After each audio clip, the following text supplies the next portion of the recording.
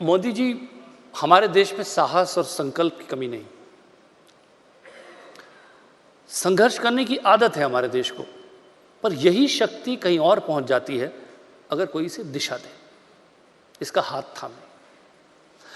अब हम इसी बारे में बात करना चाहते हैं। चलिए नजर डालते हैं।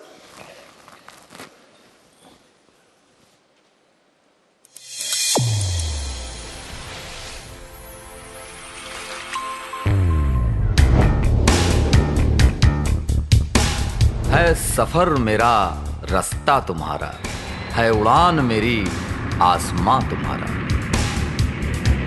है साहस मेरा साथ तुम्हारा। हम जैसे यूथ्स को एक ट्रेनिंग दी जाती है, एक स्किल सिखाई जाती है ताकि हम अपना लाइफ को ग्रो कर सके, बेटर अपॉर्चुनिटी को ढूंढ सके। है सपना मेरा हौसला तुम्हारा, है कोशिश मेरी प्रोत्साहन तुम्हारा। प्रधानमंत्री मुद्रा लोन योजना के बारे में पता चला। ये लोन 1 महीने में ही मुझे मिल गया, बिना सिक्योरिटी के बिना। ऐसे लोन हम जैसे क्षुद्र व्यवसायियों को आगे बढ़ने के लिए बहुत उत्साहित करते हैं। है प्लान मेरा रिस्क तुम्हारा, है काबिलियत मेरी भरोसा तुम्हारा।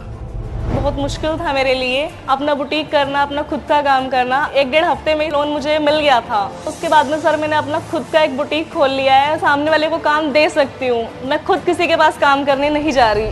है पसीना मेरा परिवर्तन तुम्हारा, है फसल मेरी रक्षण तुम्हारा, है साहस मेरा साथ तुम्हारा। अगर कोई भी तूफान में अगर कोई फसल खराब हो जाती है तो सीधा किसान के खाते में पैसा आ जाता है बीमा योजना द्वारा। जब देश के छोटे बड़े साहस वीरों को आगे बढ़ाने वाला साथ मिलता है तो पूरा देश आगे बढ़ता है। तो आइए करते हैं भारत के साहस की बात सबके साथ।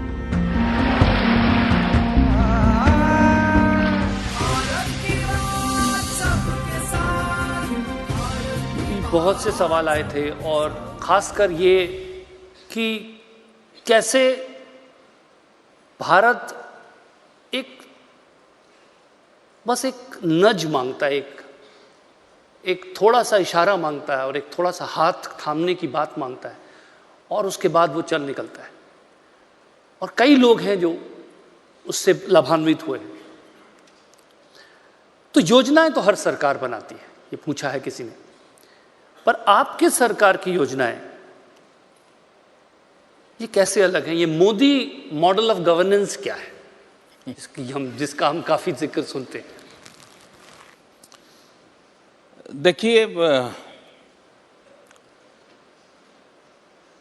कोई भी सरकार में आता है तो विफल होने के लिए तो आता नहीं है। हर कोई कुछ न कुछ करने के लिए ही आता है। पहले भी सरकारें आई हैं, कुछ न कुछ करने के इरादे से आई हैं। लेकिन बहुत एक देखा गया, अगर हम एनालिसिस करेंगे तो एक ऐसा हमारे देश में सरकारों ने रवैया अपनाया जिसमें लोग सरकारों पर आश्रित हो जाए, डिपेंडेंट हो जाए, सरकार के बिना उनका गुजारा ही न हो। मैं समझता हूं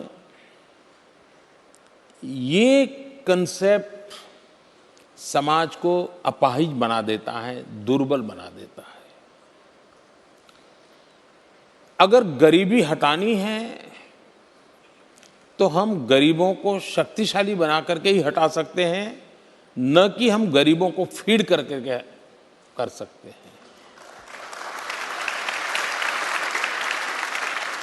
और उनको शक्ति देने के लिए जो कुछ भी करना पड़े करना चाहिए। हो सकता है 100 रुपये के बजाय 200 रुपये का खर्च होगा, लेकिन अल्टीमेटली पे करेगा।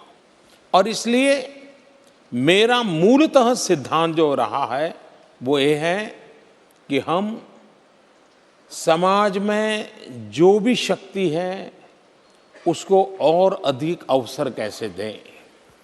हम एक ऐसा इकोसिस्टम तैयार करें ताकि उसको कुछ साहस करने का मन कर जाए, कहीं रुकावट आ जाए तो उसको हाथ पकड़ के निकालने वाला कोई मिल जाए। और अनुभव मेरा ये है, अब जैसे हमने प्रधानमंत्री मुद्रा योजना बनाई है, आपने सुना होगा किसी ज़माने में हमारे देश में लोन मेले हुआ करते थे, और लोन मेले ऐसे होते थे कि पॉलिटिकल लोग अपने चेले चपाटों को उस लोन मेलों में कतार में खड़े रखते थे अपनी राजनीतिक शक्ति पैदा करने के लिए, और वो फिर लोन मेले से पैसे ले जाते थे और बाद में कोई पूछने वाला नहीं था, गया सो गया। पैसा बैंक का था, देश का था, जनता का था, लोन मेला गरीब के लिए था। पहली नजर में बहुत अच्छा लगता है, लेकिन इन लोन मेलों ने जिंदगी बदली नहीं बदली। हमने क्या कहा, एक प्रधानमंत्री मुद्रा योजना लाए जिसमें हमने बिना बैंक गारंटी लोगों को पैसा देना तय किया। लेकिन ये लोन मेले से डिफरेंट था और अलग अलग स्कीम के उसके काम के हिसाब से उसको पैसे देना। आप जान करके खुश हो जाएंगे, अब तक 11 करोड़ लोगों ने इस मुद्रा योजना का लाभ उठाया है।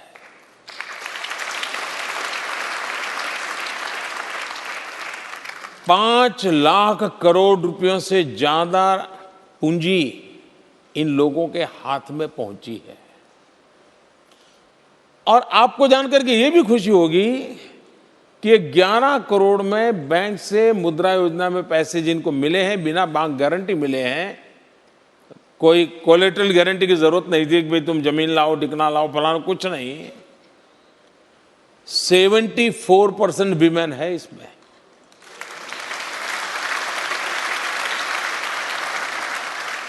मुझे अभी इन मुद्रा योजना के तहत पैसे लेने वाले लोगों से मिलने का मौका मिला और मैंने उनसे बातें की, क्या अनुभव आया। मैं हैरान था जी, ऐसी छोटी छोटी चीजें उन्होंने शुरू की हैं और आज धीरे धीरे वो कोई 5 लोगों को रोजगार दे रहा है, कोई 3 लोगों को रोजगार दे रहा है, कोई 2 लोगों को रोजगार दे रहा है। वो स्वयं में अपने आप को एक एंटरप्रेन्योर बनने की दिशा में अब नए नए तरीके से सोच रहा है। मैं समझता हूं कि ये एम्पावरमेंट है। नहीं, पहले क्या था, तुम चिंता मत कर यार, सरकार में तुमको काम में लगवा दूंगा। अब कुछ दिन मिल गया, कुछ दिन नहीं मिल गया, उसको लगता था यार यही मेरी जिंदगी भली करेगा, तो उसको चिपक के रहता था। हमने उसको एम्पावर करने की। अब एग्रीकल्चर, हमने ठान लिया है कि हम 2022 जब भारत की आज़ादी के 75 साल होंगे तब तक हम देश के किसान की इनकम डबल करना चाहते हैं।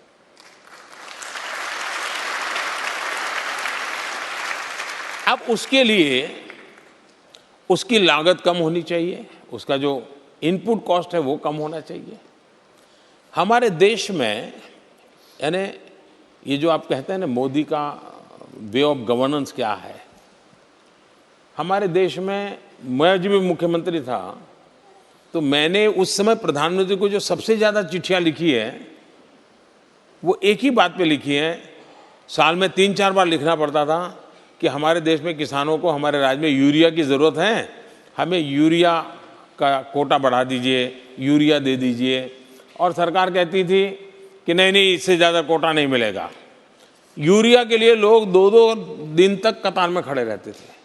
कुछ राज्यों में यूरिया प्राप्त करने के लिए लाठीचार्ज की घटनाएं बन जाती थी।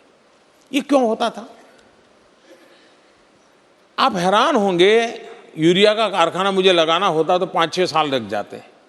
मैंने आने के बाद कोई नए कारखाने नहीं लगाए हैं, प्रक्रिया चल रही है, लगने वाले हैं। जो बंद पड़े थे वो चालू भी होने वाले हैं। लेकिन सिर्फ मैंने एफिशिएंसी में परिवर्तन किया, कुछ गलत काम हो रहे थे उसको रोका, ईमानदारी को बल दिया, बिना कोई एक्स्ट्रा नया कारखाना लगाए 20 लाख टन यूरिया का उत्पादन बढ़ गया। दूसरा, यूरिया होता था, सब्सिडी जाती थी, करीब 80-90 हज़ार करोड़ सब्सिडी जाती थी यूरिया में।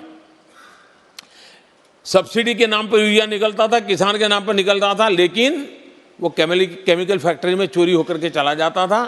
केमिकल फैक्ट्री वाला उसको रॉ मटेरियल के लिए उपयोग करके उसमें से कोई नई प्रोडक्ट बना करके दुनिया को बेच देता था, उसको बहुत सस्ते में यूरिया मिल जाता था।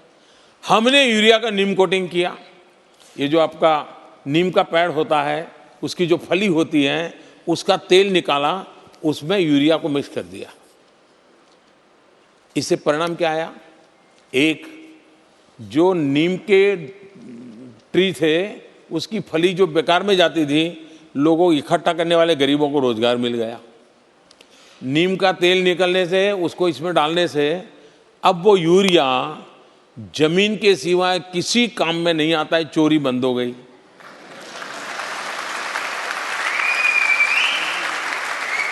तीसरा, यूरिया नीम कोटिंग होने के कारण उसकी अपनी ताकत बढ़ गई, जमीन में सुधार लाने की एक एक्स्ट्रा एनर्जी उसमें आई, जिसके कारण उत्पादन में 5% से 15% तक इंक्रीज हो गया। मुझे बताइए कितने फायदे हो गए। अब ये बदलाव है कि नहीं है? स्किल डेवलपमेंट, हम केमिकल फैक्ट्री मान लीजिए है गुजरात में, और मैं केमिकल का स्किल डेवलपमेंट कर रहा हूं पश्चिम बंगाल में, तो वो रोजगार कहाँ से मिलेगा उसको? अगर जहां पर जो फैक्ट्री है उसका मैपिंग करके उसकी रिक्वायरमेंट के अनुसार मैं अगर स्किल डेवलपमेंट करता हूं तो उसको तुरंत रोजगार मिलेगा और स्टेबिलिटी भी रहती है। और इसलिए हमने देश भर में जो उद्योग जगत के लिए पोटेंशियल एरियाज हैं, उसके अनुसार स्किल डेवलपमेंट के मैकेनिज्म को हमने डेवलप किया है, और वो भी जन भागीदारी से। हमने कहा चलो भाई आपकी 10 फैक्ट्री हैं, ऑटोमोबाइल क्षेत्र में काम करती हैं, आप 10 लोग एक इंस्टीट्यूशन यहाँ खड़ा करो, ऑटोमोबाइल के लिए जो मैन पावर चाहिए उसकी ट्रेनिंग आप वहाँ करिए, आप ही के इंजीनियर को पढ़ाने के लिए भेजिए, जो स्किल डेवलप हो जाएगा वो नौजवान आप ही की ऑटोमोबाइल इंडस्ट्री में उसको नौकरी मिल जाएगी। तो एक ऐसे तरीकों को हमने अपनाने का प्रयास किया है। इसका मतलब ये नहीं कि सब हो चुका है, हम एक सही दिशा में जा रहे हैं, और इसलिए जो साहस करता है उसको साथ देना ये हमारा दायित्व है। साहस करने वाले को निराश नहीं होने देना, जहां जरूरत पड़े उंगली पकड़ करके आगे ले जानी तो उंगली पकड़ करके, हाथ पकड़ करके ले जाने की ताकि जरूरत तो हाथ पकड़ करके, और धक्का दे करके ले जाने की जरूरत पड़े तो वो भी करने के लिए सरकार ने लगातार प्रयास करना चाहिए, और वो हम कर रहे हैं।